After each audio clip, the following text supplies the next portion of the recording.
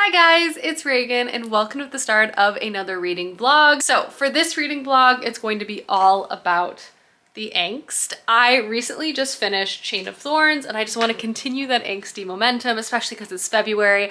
I'm just in the mood to read something that is very over the top and dramatic, so I've crafted the perfect TBR for this video. So the books I want to read are first The Stolen Heir by Holly Black, a new fae story by this author. She writes fae landscapes, fae characters just so incredibly well. This is set in the same world as the Cruel Prince series, following some similar characters, but centers a new main character named Ren. She is from the Court of Teeth, runs into another character we know well, and I think the adventure begins to unfurl from there. I'm really looking forward to picking this up. I also have One Dark Window by Rachel Gillig. This is a dark fantasy story about a woman who makes a deal with some type of dark demon spirit thing who like lives inside of her. Dark power kind of protects her from this kingdom in which she presides, which has this like really eerie fog that surrounds it. In the beginning of this book, she runs into a highwayman who turns out to be like related to the previous king. Things get dramatic from there. I'm hoping this has like enemies to lovers. I'm hoping it's good. I don't know. There's only one way to find out.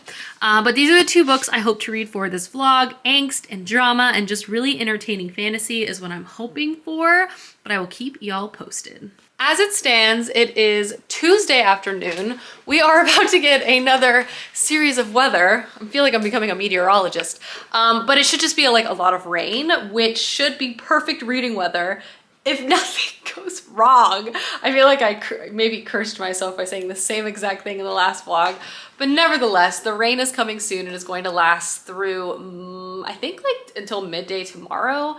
So let's get a lot of reading in today. I need to make lunch. I obviously need to do more work, so I'm gonna work on that now, but just wanted to say hello and welcome to the vlog. Making lunch and just look at these beautiful avocados. Stunning. Delicious. Now I'm just toasting the bread and we're basically done here. And lunch is served. It has started to rain, so I'm actually gonna make myself some tea and start my book. I'm going with this vanilla cappuccino. I think this is more of an infusion. Oh God. But it's lower in the caffeine as I'm trying to drink lower caffeine things in the afternoon, at least for a little while. So, yeah. You can't find your mug lid. You get creative. While that steeps, I'm going to enjoy the rain and let's chat about, I think I'm gonna start The Stolen Heir first. I'm just really looking forward to reading another Holly Black fae book. And I think because Book of Night was such a disappointment, I had really like low-ish expectations for this book, but the reviews have been so positive and so many people have been like, you're gonna really, really like this. So now I'm very excited to pick it up. I love strange, fae, fairy tale-esque stories, and I know Holly Black can do like strange so well. So I'm hoping this will just be like the perfect rainy day read with my tea. Ah, delightful. Hello, I'm here with a, ooh, apparently to knock down my lamp. I'm here with a reading update because I'm on page 84 and I'm really liking this book. This book feels very different to me from The Cool Prince while still existing in the same universe, but like stylistically, in my opinion, it's much darker, much stranger, and much more like murky, both in its direction and plot. And I also think how it's trying to encompass and represent fae overall. But let's backtrack a bit. So this book follows our main character, Ren, and you're kind of just thrown into the story, and at times it can feel like a little confusing. I feel like you have to really pay attention to stuff and sort of piece together this larger experience that is Ren and her life. This book is also incredibly dark, and Ren, our main character, has experienced a lot of trauma and pain, which was a huge part of her life, also very much impacting how she interacts with the world in present day when we meet her in this book. But Ren is a changeling, and when she is a young child, she's basically taken from her human home and brought to fae by the rulers of the Court of Teeth. And they are very, very cruel, very, very dangerous, very, very tricky fae, and they basically mistreat our main character Ren from there for her entire life. They also make her the queen of the Court of Teeth, to try to basically increase their alliance to the other courts that exist in the Fae realm. But again, she is not educated like a queen. She is not treated like a queen. She has no comforts like a queen. And Ren, basically for the past 10 years, has just been struggling to survive. She's very scrappy. She's smart, though she doesn't have a lot of like immediate education or experience in her magic or even in the Fae world. She's obviously incredibly suspicious. She's gone through so much. And that is kind of who we're introduced to as our main character. And we kind of jump forward and back in time, like we experience some past chapters of her childhood to give us context to who she is in present day.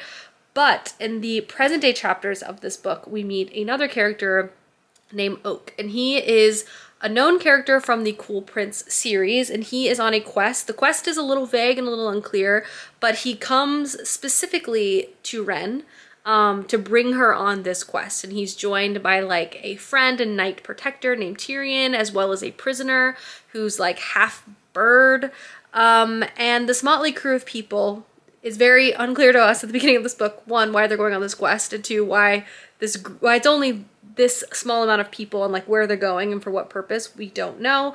But we do know that Oak and Ren know each other. They knew each other as kids because there was this like political meeting when Ren was much younger, and they became friends, and she tried to escape the Court of Teeth going to Oak's home, but they had since been separated and they haven't really seen each other since then.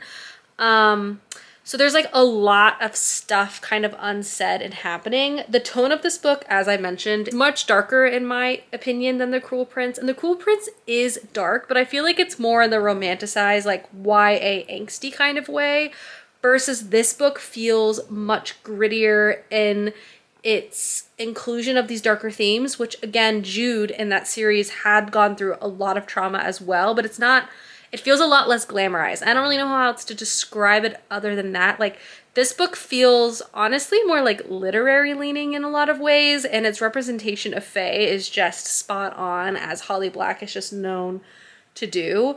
All that being said, I'm pretty sure there's going to be romance and there's going to be a quest. With how those things are going to be paced, I'm not sure, but this book very much feels like a strange, disturbing fairy tale. And it's very, very effective in how it's going about being told. And I think Holly Black is really leaning into the abnormality, the strangeness of the entire Fae realm effectively. And I think some people might read this, especially if they love The Cruel Prince, and be like, oh, it feels slow, it feels boring, it feels weird. But in a lot of ways, I almost feel like, again, as I kind of mentioned, this is like more of like a literary leaning like duology extension to that world, because the world that she built in that was fascinating, and I feel like she's kind of taking it a step further. Again, very dark, but so far I'm really liking it. I love A Quest too. I don't think it's going to be as angsty as I was kind of anticipating, but honestly, I think it's a pleasant surprise because how this book is written is like really, really beautiful so far. Strange, kind of hard to follow, but in a way I really like. That is a burrito, but I have read to page 120 of this book and I'm continuing to like it. So definitely so far so good, but I'm getting hungry. So I'm gonna start dinner now.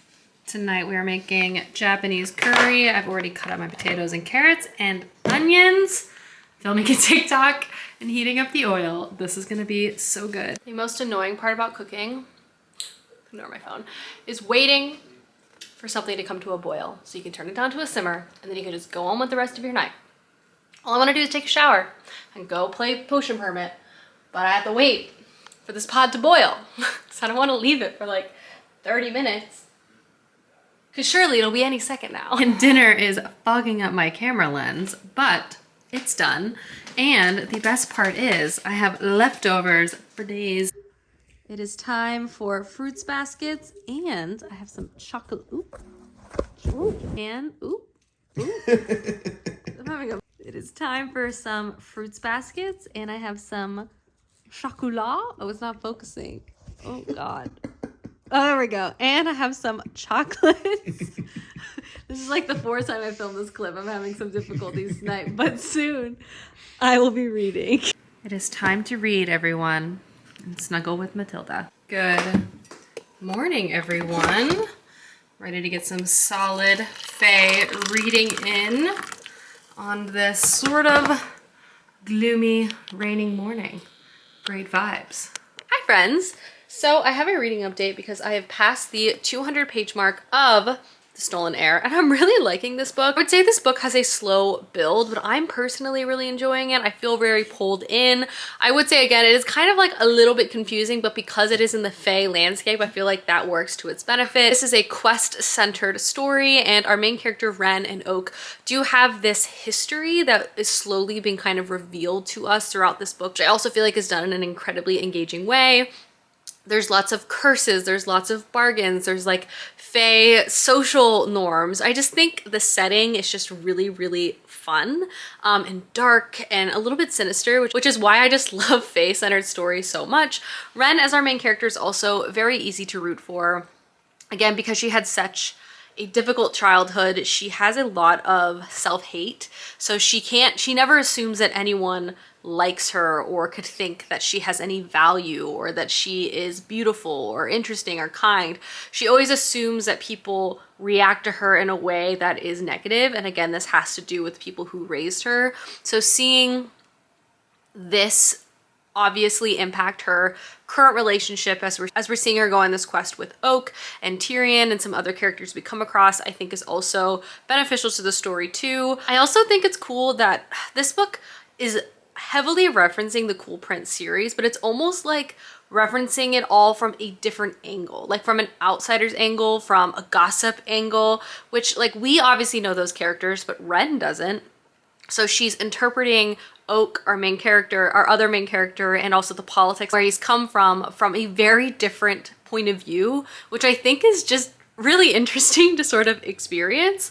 And then also to see Oak through time, like obviously as a kid, which again is how we knew him in the first series, his interpretation of events, how he felt, how he experienced those moments. And then obviously now time has passed as he is kind of come into age and all of these things. I think those elements just make for just a really intriguing story. I have 150 pages left. My goal is to finish this book today. I don't foresee that being any type of issue.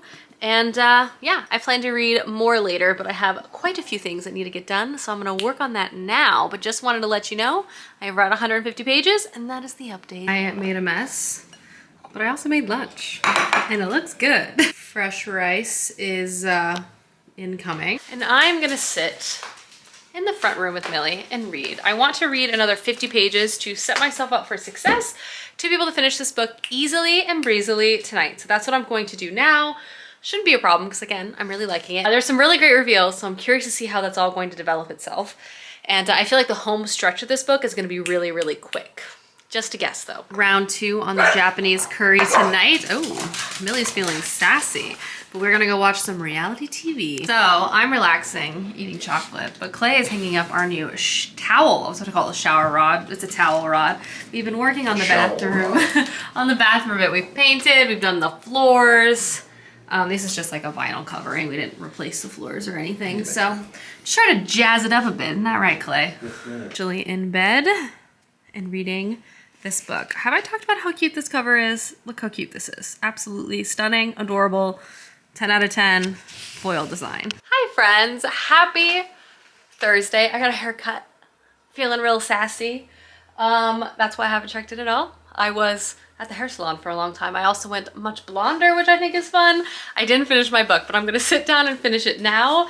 Then I will do a wrap up. And then from there, I'm going to start One Dark Window, which I am so pumped about because I got so many comments via various social media platforms telling me how much they enjoyed it. So I'm really hoping I can join that club and find like a new angsty fantasy read that I can become obsessed with and make my whole personality. So excited about that as well. Guys, we're back in our bird's eye view era. But I finished The Stolen Heir. I've read 352 pages so far for this vlog. I liked this book. I don't think it was perfect, but I do think it really captured like a very strange fairy tale quest-esque situation. I thought the magic was cool. I thought the references to the other series were cool, but not in like a boring way. I feel like sometimes spin-offs can feel less satisfying than the first time around, but I feel like she pulled like the political context and then really created like an entirely new story and situation. I think Ren was a great main character. I'm excited to see where this is going to go. It definitely picked up at the end. Like the last 50 pages were a whirlwind of an experience. But it was good. Very strange. Like honestly, everything I could have wanted from this pickup, if I am being honest. So I would say success. From there, I am gonna start One Dark Window by Rachel Gillig next. I'm gonna pick this book up today. We're transferring the French fry bookmark to my next read, so it's official. I do need to get some other stuff done before I do any more reading. I'm also gonna try to convince Clay to go on a little latte run with me because I feel as though we deserve a sweet treat for no other reason besides we made it through Thursday. But I am going to go do some work on my computer now, but I'm really happy I finished my first book. So chat later. Goods acquired. Evening outfit of the night because Clay and I are having a bit of a date night. Ayo. And then I'm gonna come home and read. Here's Clay's outfit of the night. There's Matilda's outfit of the night. Naked. Oh God.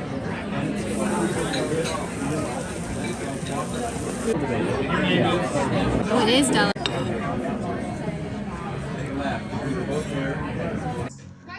Back home and watching the only television that matters. In bed and finally going to read more of One Dark Window. I'm so excited about this book. So I'll keep you guys posted.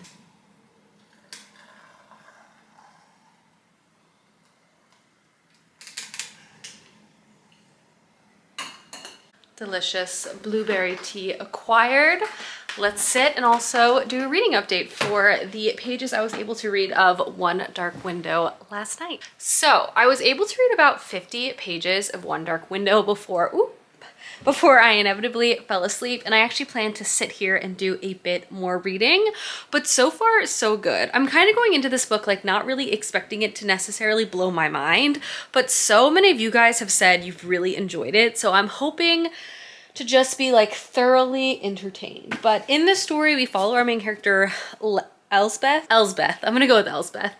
And she basically lives in this fantasy world that's like surrounded by this mist. And every year the mist kind of expands its hold, making things like farming and just general safety worse and worse. In this world, there's also magic, but magic is something that results from like an infection. And if you get infected as a child, which is normally when the magic can take hold, you actually are taken by the king and like put into dungeons. The main character had this infection and she was actually kept a secret from the king to prevent her from basically being taken and probably killed. What also happens as a result of this infection, if it's like fully formed, you get magic, but there is some kind of like consequence to having magical power.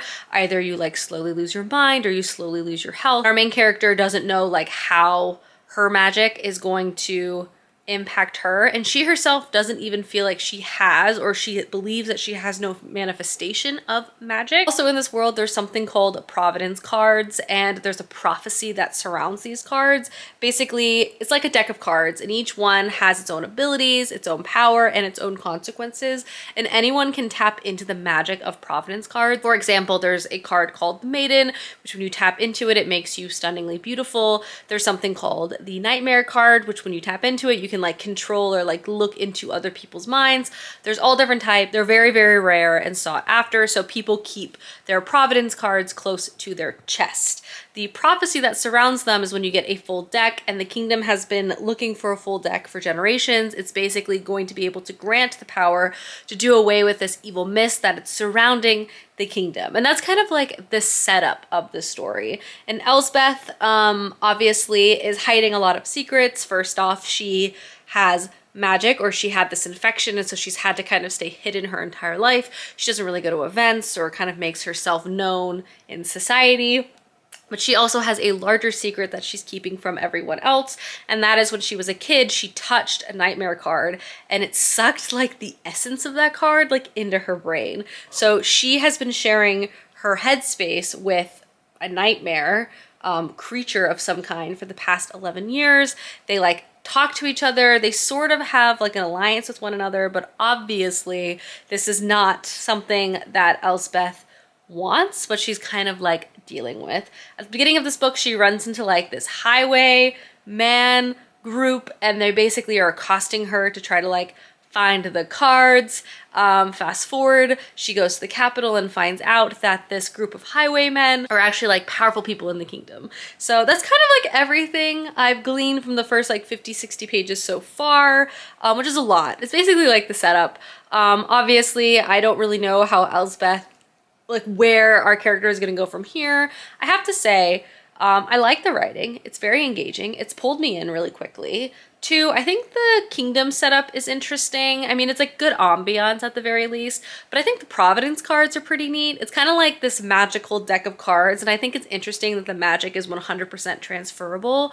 And I think in contrast to people, like some people are born with magic and killed off, but then it's incredibly sought after in this kingdom to have like transferable magic, which is kind of interesting. There's obviously some type of evil king at play, you know, politics and the whatnot.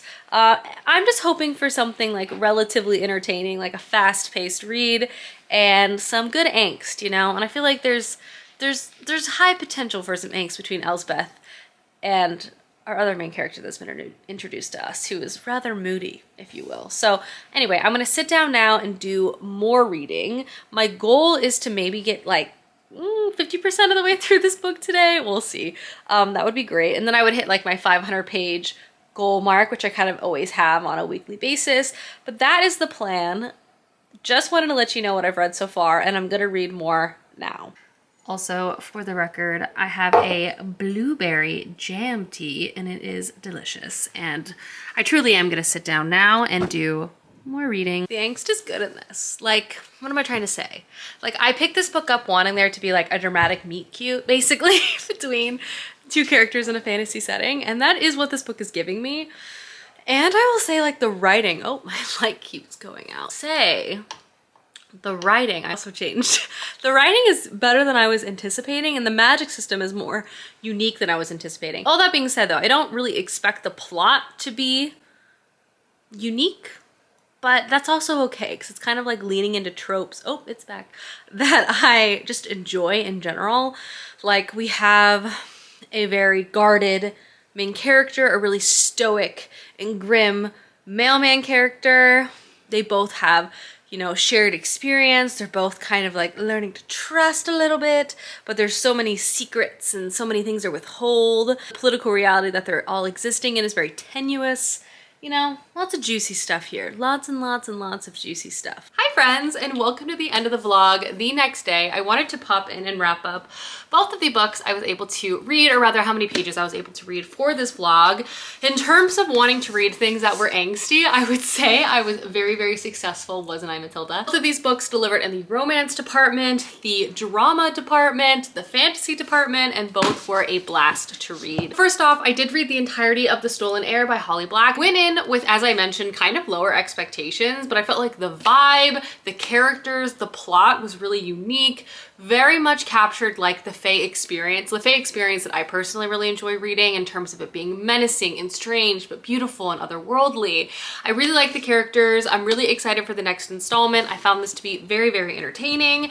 And then I also read 200 pages of One Dark Window by Rachel Gillig. On the one hand, this book feels very standard, and that's really not necessarily a bad thing, because I was kind of wanting that from this in a lot of ways. What I mean by that in regards to like a main character who's had to keep a lot of of secrets. It's pulled into some conspiracy by a lot of hot men, evil kingdom setup with some type of magic system. Like, all of these are very well-known plot devices, but I do feel like the author injects some originality with the magic system itself. And I also think the concept of this monster that's living in her head is a really interesting one. And a lot of it is tied back to like the history and the folklore that has made up this land and also their curse. So I feel like that angle is interesting. I'm excited to see how it's going to wrap up. Already a lot of angst and back and forth between our two main characters, which also makes it a very fast read. Not mind-blowing, but it is very entertaining. But I was able to read over 500 pages for this vlog, which I am pleased with. But I hope you enjoyed this video, and I will see you soon with another one soon. Goodbye.